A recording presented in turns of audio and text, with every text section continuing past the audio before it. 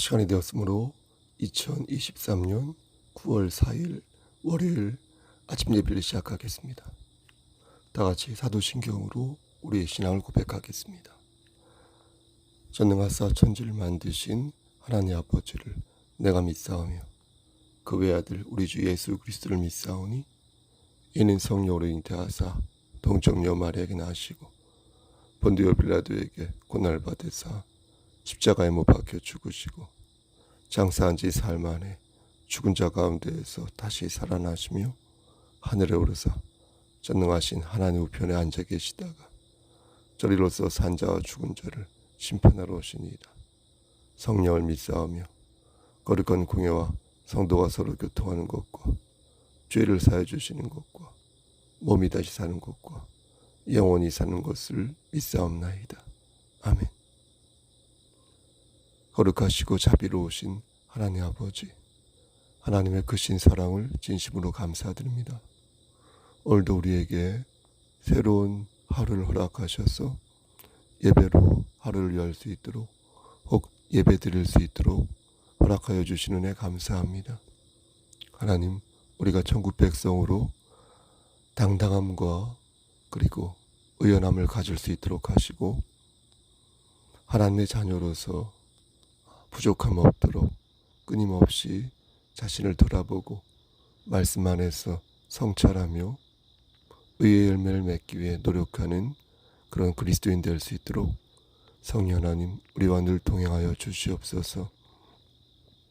무식한 변론을 하지 않도록 하시고 겸손히 주를 섬기는 가운데 믿는 자로서의 본분을 잘 감당할 수 있도록 하시고 하나님의 뜻이 어디 있는지 분별하는 가운데 천국 백성으로 하나님을 기쁘시게 하는 삶을 살 수 있도록 주여 은총 베풀어 주시옵소서. 하나님께서 우리와 함께하지 아니한다면 우리는 아무것도 할 수 없사오니, 정말 아무것도 할 수 없사오니 하나님 우리와 늘 함께 하셔서 우리를 붙잡아 주시고 우리를 바른 길로 선도하여 주시옵소서. 이 시간 심실히 연약한 우리의 지체들을 위해 기도합니다. 여호와 라파 되신 하나님께서 저들의 질병을 치료하여 주시고 저들의 세포를 건강하게 만들어 주시옵소서. 그리하여서 건강한 상태에서 하나님의 일을 감당할 수 있도록 하시고 소명을 가지고 시대정신을 가지고 자신이 서 있는 그 자리에서 그리스도의 향기를 바라는 자 될 수 있도록 주여 은총 베풀어 주시옵소서. 우리 성석교회가 이 지역사회에서 구원의 방주의 역할을 하기를 소원하오니 하나님 우리 교회 공동체가 말씀 안에서 바로 세워져 갈 수 있도록 하시고 사람을 바라보는 것이 아니라 하나님 말씀 안에서 오직 하나님만을 바라보며 하나님의 영광을 위하여서 사용되어지는 아름다운 교회 공동체 될 수 있도록 주여 은혜를 베풀어 주시옵소서. 모든 말씀 예수 그리스도인 받들어 감사하며 기도드렸사옵나이다. 아멘. 하나님 말씀 사도행전 2장 37절에서 47절 말씀 보도록 하겠습니다. 사도행전 2장 37절에서 47절입니다. 신약성경 제성경으로 190쪽입니다. 그들이 이 말을 듣고 마음에 찔려 베드로와 다른 사도들에게 물어 이르되 형제들아 우리가 어찌할꼬 하거늘 베드로가 이르되 너희가 회개하여 각각 예수 그리스도의 이름으로 세례를 받고 죄 사함을 받으라. 그리하면 성령의 선물을 받으리니 이 약속은 너희와 너희 자녀와 모든 먼데 사람 곧 주 우리 하나님이 얼마든지 부르시는 자들에게 하신 것이라 하고 또 여러 말로 확증하며 권하여 이르되 너희가 이 패역한 세대에서 구원을 받으라 하니 그 말을 받은 사람들은 세례를 받음에 이날에 신도의 수가 3,000이나 더하더라. 그들이 사도의 가르침을 받아 서로 교제하고 떡을 떼며 오로지 기도하기를 힘쓰니라. 사람마다 두려워하는데 사도들로 말미암아 기사와 표적이 많이 나타나니 믿는 사람이 다 함께 있어 모든 물건을 서로 통용하고 또 재산과 소유를 팔아 각 사람의 필요를 따라 나눠주며 날마다 마음을 같이하여 성전에 모이기를 힘쓰고 집에서 떡을 떼며 기쁨과 순전한 마음으로 음식을 먹고 하나님을 찬미하며 또 온 백성에게 칭송을 받으니 주께서 구원받는 사람을 날마다 더하게 하시니라. 아멘. 하나님, 이 말씀을 들어 사용하여 주시옵소서. 예수님 이름으로 기도하였습니다. 아멘. 술에 취하면 기분이 알딸딸해지고 그 정도가 심하면 헛것이 보인다고 합니다. 그래서 기분이 좋을 만치만 마시는 게 좋다고 하는데 아무리 적당하게 술을 마셔도 우리 뇌 속에 침입한 이 에탄올을 해소하려면 적지 않은 시간이 필요하다고 합니다. 오순절 제3시에 성령님께서 제자들에게 임하셨습니다. 여기에서 3시는 오전 9시를 말합니다. 이 시간은 술 마시기에 적당한 시간이 아닙니다. 또 어떤 감상에 젖어 흐릿한 이성을 갖고 있을 때도 아닙니다. 유대인의 법에 따르면 이 시간은 아침 소제를 드리는 시간인데요. 하루 3번 기도 중에서 첫 번째로 기도하는 시간이 바로 이 시간입니다. 성령이 임재한 기간은 오순절 기간이었습니다. 오순절 기간에는 맥주절이 있는데요. 맥주절은 아시다시피 보리 추수를 기념하는 때입니다. 유대인들은 명절을 다 치르기까지는 술을 마시지 않습니다. 그러니까 성령님의 역사하심은 술 취한 것과 전혀 상관이 없다라는 것입니다. 하지만 유대인들은 제자들이 술 취하지 않고서 저런 말을 할 수 없다라고 생각했습니다. 그들은 각기 다른 방언으로 말을 하였고 무언가 열정에 휩싸여서 뜨겁게 무언가를 말하고 있었습니다. 그런 모습이 유대인들에게는 술 취한 모습처럼 보였던 것입니다. 이때 분위기를 상상해 보는 것은 저는 퍽 흥미로운 일이라고 생각합니다. 우린 두 가지를 추측해 볼 수 있을 것입니다. 하나는 오늘날 부흥회와 같은 어떤 그런 뜨거운 분위기고요. 또 하나는 오늘날 예배드림 같은 경건한 분위기입니다. 직감적으로 생각할 때 여러분들은 어떤 분위기에 가까웠다고 생각하십니까? 베드로는 강하게 외쳤습니다. 너희가 회개하여 각각 예수 그리스도의 이름으로 세례를 받고 죄 사함을 얻으라. 그리하면 성령을 선물로 받으리라. 그렇죠? 38절. 이 말을 받고 세례를 받은 사람이 무려 3,000명이었다고 합니다. 아마도 이날 예배의 분위기는 아주 뜨겁고 아주 강렬한 그런 분위기였을 것입니다. 하지만 그 분위기가 계속해서 유지되었던 것은 아닙니다. 또 유지될 수도 없습니다. 사람들은 그 뜨거움을 마음속에 새겨둔 채 경건함과 온유함으로 교제를 나누었습니다. 성령이 우리 안에 있다고 해서 우리가 성령의 그 열정 속에 늘 거하는 것은 아니지 않습니까? 성령이 내 안에 있어도 어떤 때는 내 마음이 미지근해질 때도 있고 어떤 때는 차가워질 때도 있지 않습니까? 내 마음이 식었다고 해서 성령이 나를 떠난 것은 아닙니다.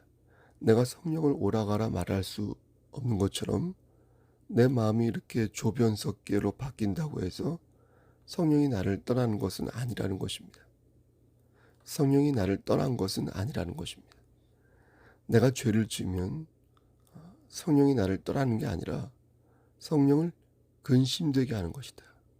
그분의 마음을 무겁게 하는 것이다. 라는 것입니다. 기적과 기사도 철저하게 주님의 통제하에서 일어나는 것이지 내가 막 원한다고 해서 역사하는 것이 아닙니다.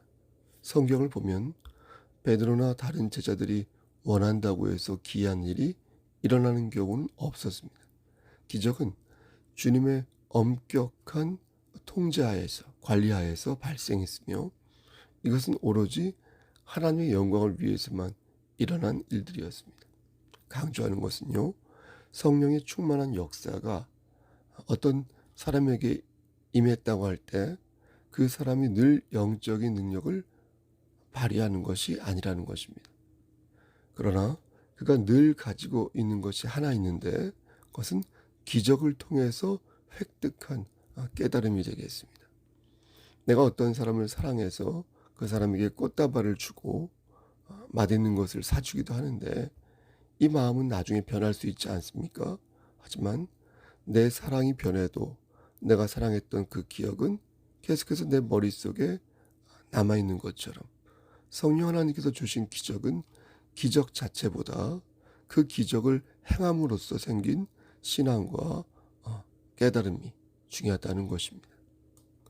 주님께서는 하나의 기적을 통하여 우리에게 바라는 것은 우리가 더욱더 크고 견고한 신앙인이 되기를, 그리스도인이 되기를 원하신다는 것입니다.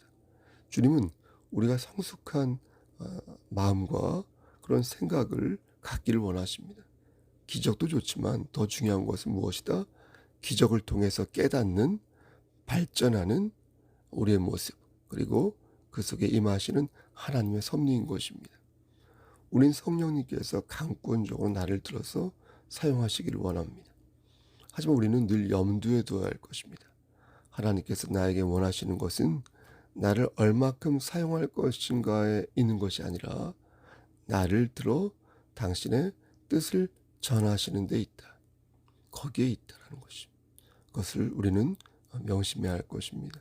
우리는 현란한 능력보다 하나님께서 내게 주시는 말씀과 깨달음에 주목해야 합니다. 그리고 내가 지금 갖고 있는 그릇을 돌아볼 줄 알아야 합니다.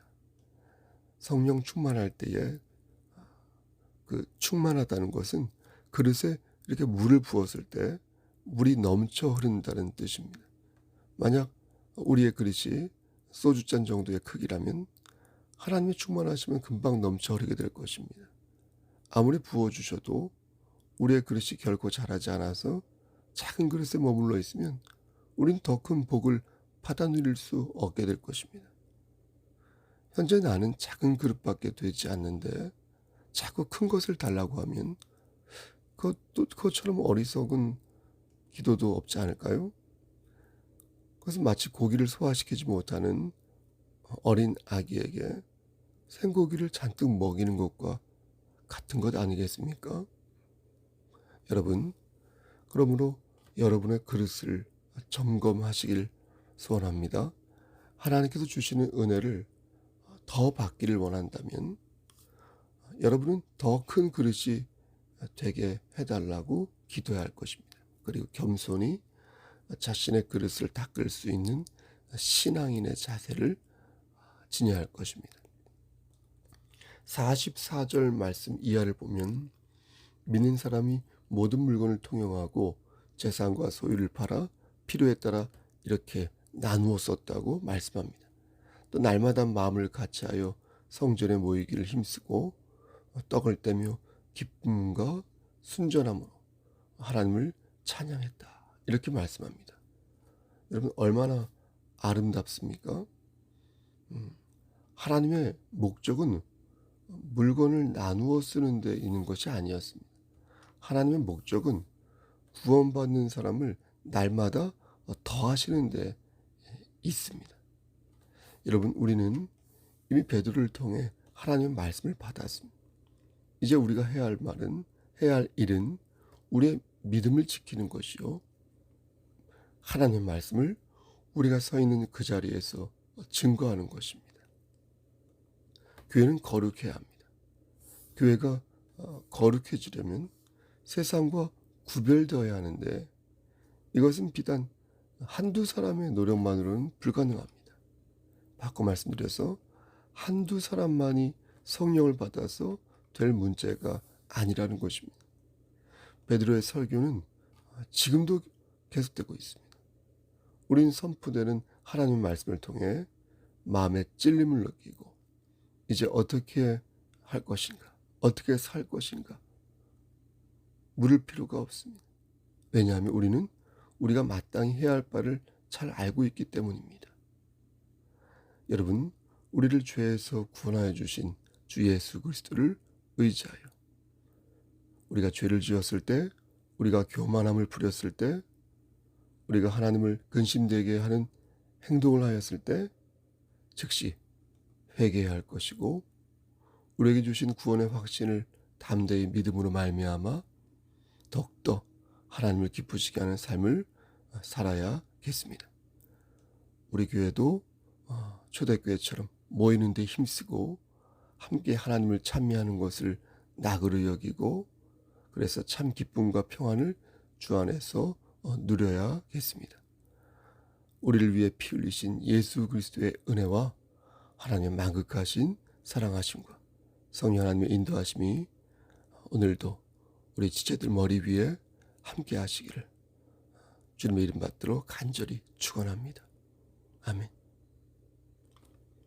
이제는 우리를 죄에서 구속하여 주신 우리 구주 예수 그리스도의 은혜와 아버지 하나님의 만극하신 그 사랑하심과 성령 하나님의 교통하시고 인도하시는 모든 역사하심이 하나님 말씀 안에서 오늘도 하나님을 기쁘시게 하는 삶을 살고 성령님의 인도하심에 따라 열매 맺는 삶을 살기를 소원하는 여기 모인 성도와 그들의 가정과 이 재단과 이 나라 위에 하나님의 사랑하심이 세세토록 함께 계실지어다. 아멘. 예배를 마쳤습니다. 말씀드린 것처럼 오늘은 9월 4일 월요일입니다. 저는 예배 후에 한 2시간 정도 후 그리고 인천 청라교회 총회에 참석하도록 하겠습니다. 신방을 원하시는 분은 언제든지 말씀하여 주시길 바랍니다. 제 번호를 아직 모르시는 분이 있는데 010-3938-3983입니다. 여러분 오늘 하루도 힘찬 하루 되십시오. 샬롬.